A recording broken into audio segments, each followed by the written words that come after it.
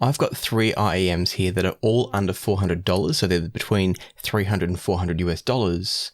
And so what I'm going to do is actually listen to them live today, share my impressions, and let you know which ones I think are best in which areas, where their strengths are, where their weaknesses are, etc. But to make this easier for you, I'm going to split it into 3 different videos. So make sure you subscribe and ring the notification bell if you want to see the next 2 episodes in this series.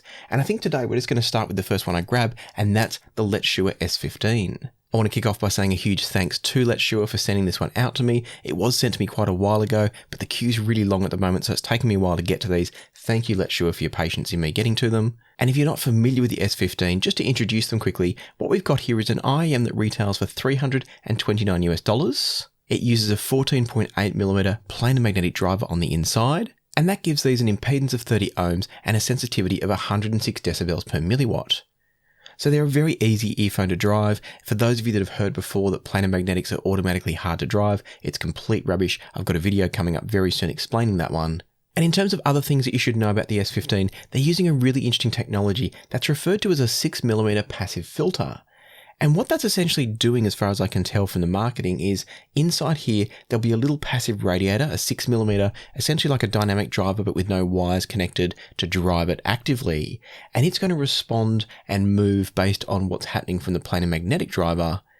And from what I can read in the marketing materials, it's actually working as a suppression tool. So it's going to cancel out excess bass, and therefore it's going to be effectively working like, I guess you'd call it an acoustic filter, as opposed to an electronic filter or an electronic crossover. It's doing it acoustically with sound waves and what's called destructive interference of those sound waves. So it's an interesting design. We'll see in a second if it's going to work and actually play out well in favor of the S15, but it's a very unique design and I like that. One other thing that's really interesting and I don't quite understand from the marketing is that Letshuoer say that this is actually splitting the sound that comes off the driver into separate sound tubes. So all I can assume is that maybe they're taking some of the sound direct off that planar magnetic driver and out through a tube into the nozzle of the earphones. The other thought is that they're then taking a second tube off the passive filter, the passive radiator, whatever you want to call it, and that's then also being delivered through a separate tube into the nozzle. Now, I don't know exactly why they'd be doing that because it's a single driver, so I don't know why you'd then try to split the sound off a single driver unless it's to take only some of the suppression from that passive filter. That's all I can really think of it doing. And as I said, the marketing's not entirely clear, so I'm not going to try and break that down too much. The key thing is whether or not it sounds good, and we'll get to that in just a second. Before we do, just to wrap up on things like accessories, and I'm moving pretty quickly here because I want to get to sound quality really fast. You do get a nice box with these. It's a nice compact box too, which I appreciate. And then on the inside, they come with, I've just taken out the wrong pieces, they come with some little blue tips, some silicone tips fitted. I've taken those off because I'm going to use different tips. And then instead what we've got is this little drawer down the bottom, and in the drawer you've got a little carry case and a couple of different tips to go on the cable.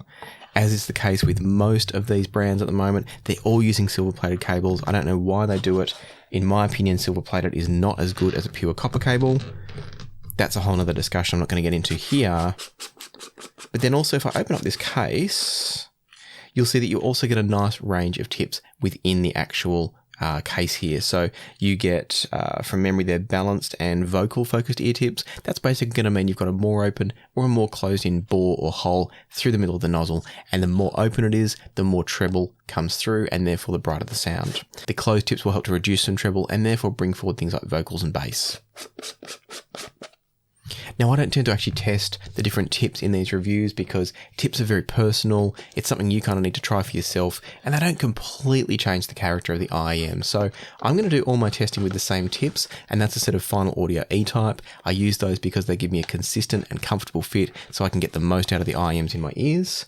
I might also try a pair of Tang Sankai tips from Tanshim as well. We'll see how we go. But the main thing I'll be using is the Final Audio E-Type. So putting the box back away now, and let's start getting into some listening to the S15s. Now, of course, before we do, I should show you what they look like. I'm not going to do all sexy B-roll for this video because they're just IEMs, and that's not to knock IEMs. I love IEMs.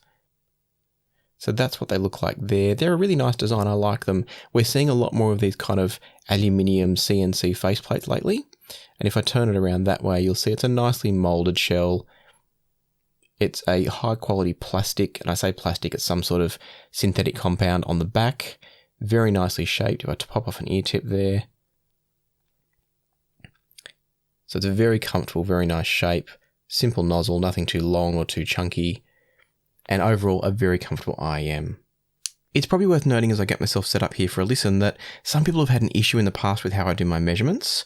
I'm probably going to do a full video on this soon, but I just wanted to quickly mention here that the reason I do the measurements the way I do is because the amount of detail that you get, the amount of information that you get from measurements is pretty minimal. A frequency response graph for an IEM or a headphone doesn't tell you that much. Yes, it tells you if it's bright or it's dark. That's really all it's good for. And so, and maybe, if there's specific spikes or peaks anywhere, it can show you that. But my point is, the measurements I take are not intended to be some sort of panacea or the answer for every question you could have about an IEM. And therefore, I deliberately use the Mini DSP HEARS or the HEARS rig. And that's because it gives me a really nice compensation curve that I just find very useful. And hopefully you do too, or most of you do too. And what that's doing is that basically if you see a flat line within the measurement that comes out of the Mini DSP sort of setup with Room EQ Wizard, and that's what I use to measure, if you get a flat line there, it's essentially going to approximate a dead neutral tuning from the IEM. And so by doing it that way, I think it's visually the most representative of what you can expect to hear. A lot of the other measurements you see around, such as on the websites, marketing, etc., they're not being compensated in the same way, and that's totally fine. There's no right or wrong in this game. The point is, those graphs will all show, generally for most of the IEMs coming out now, they'll show a rise in the bass, a drop in the mids, and then another lift in the treble section. And that's because that's showing us things like where our ears are most sensitive, the frequencies that need to be boosted to sound correct. All of that stuff is what's going on there, and it's completely fine. The point is, what I like to see in my measurements and what I like to share with you is how close that comes to a truly neutral tuning, a tuning without any specific coloration or addition added. How close does it sound to if you're sitting in the room with the musicians? And I find that the Mini DSP ears setup actually translates really well to that. It's not perfect, but it's a really nice starting point. So that's why I continue to use it for those of you that wanted to know. And as I said, I might do a full video on that in the near future. For now though, let's listen to the S15s. Now I'm listening from Roon, streaming into the Chord Poly and into the Chord Mojo 2. The track that's just come on is Across from Midnight by Joe Cocker, so we'll give that a go. So the first thing I'd say about these is they've got a really nice overall tonality. They've got a slight leaning into a tiny bit of extra kind of upper mid-range emphasis, but it's very subtle, and I mean that in a really good way then.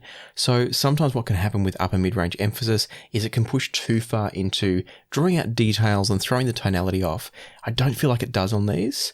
I feel like on these, what it's doing for you is just bringing a slight sense of clarity, a little bit of extra articulation and energy to the sound, but it's done in such a way it's not going to get fatiguing, and it's also not unnatural.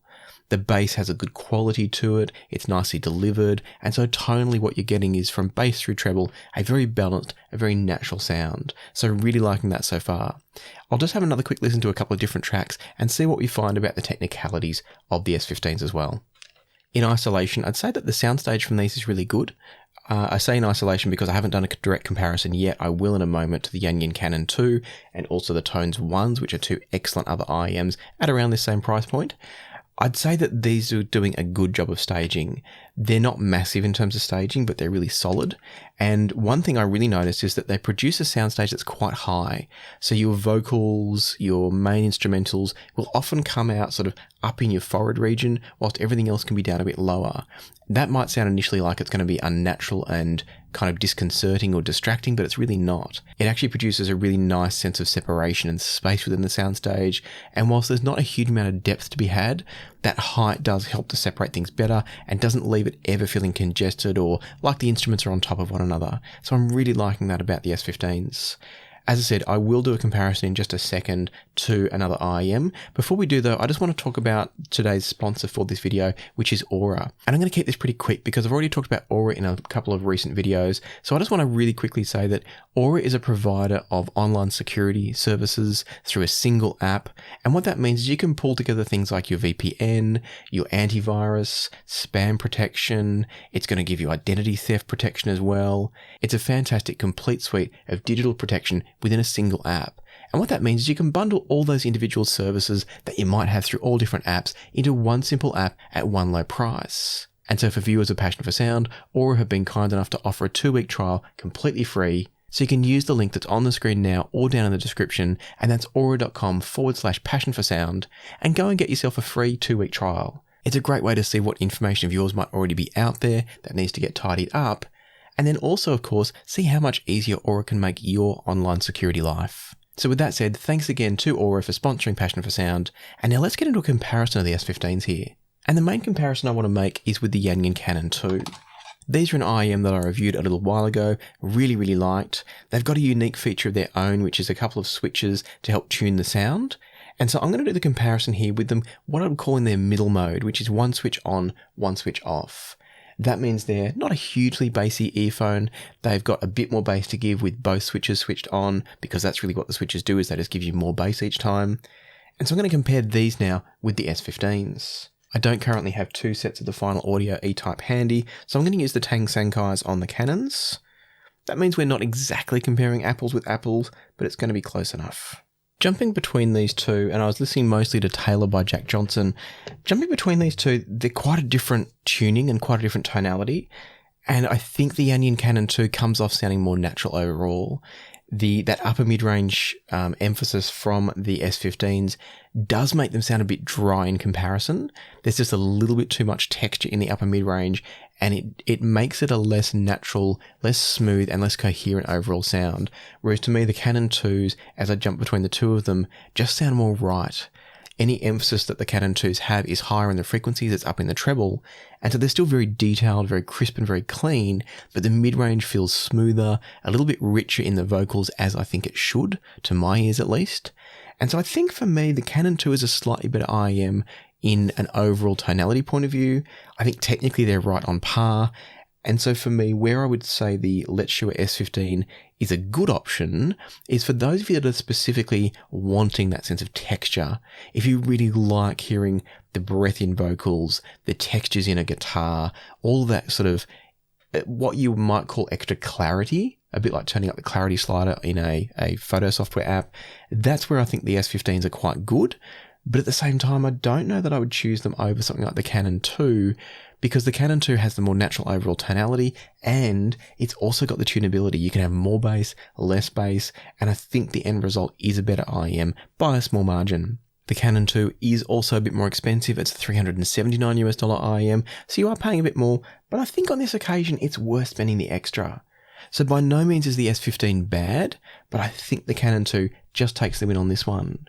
And so the big question now is, what happens when we move to the next IEM in the roundup? And that's going to be the Tangzu Nezha. Nezha? Not sure. I'm going to call it the Nezha.